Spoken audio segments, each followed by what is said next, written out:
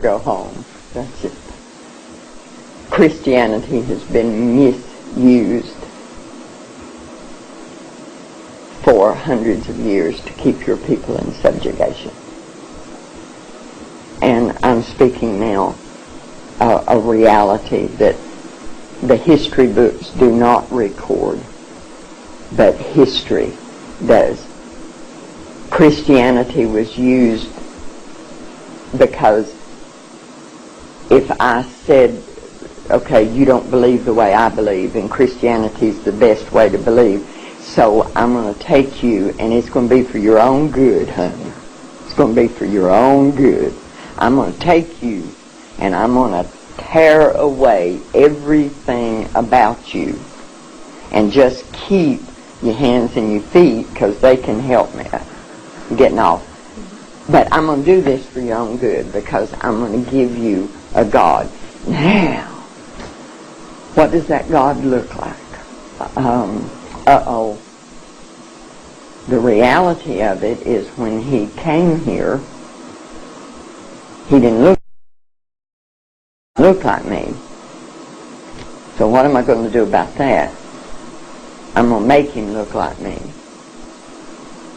So for hundreds of years we've been telling you, and now you have to keep in mind that we took away any other God that you might have through force, through fear, through pain, through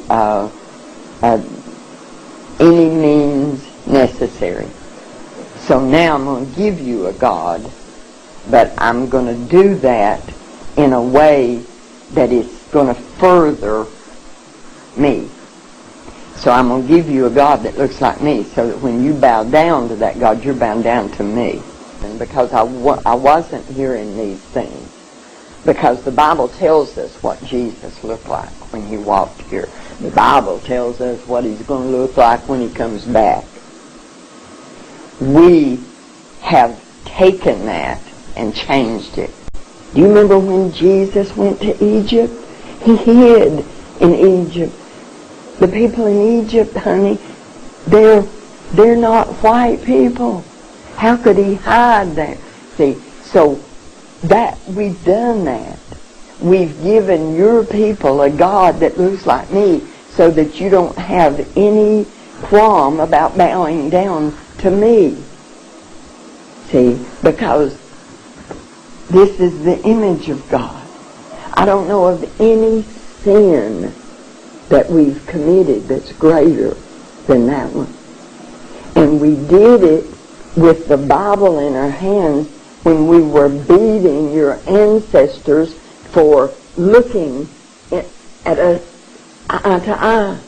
And we're quoting to them from this scripture.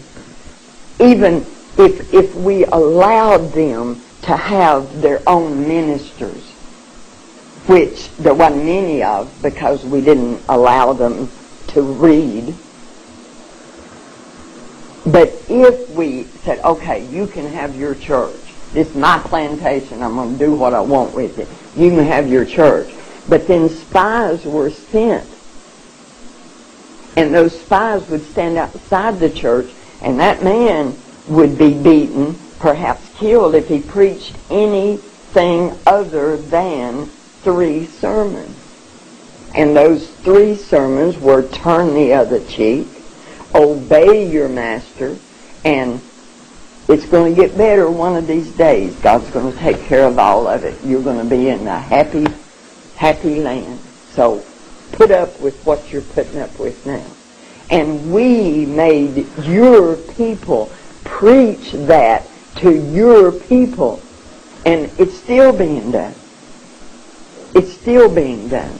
Those are the sermons that your people hear. Those sermons are what causes your people to comfort me when I do something that's wrong.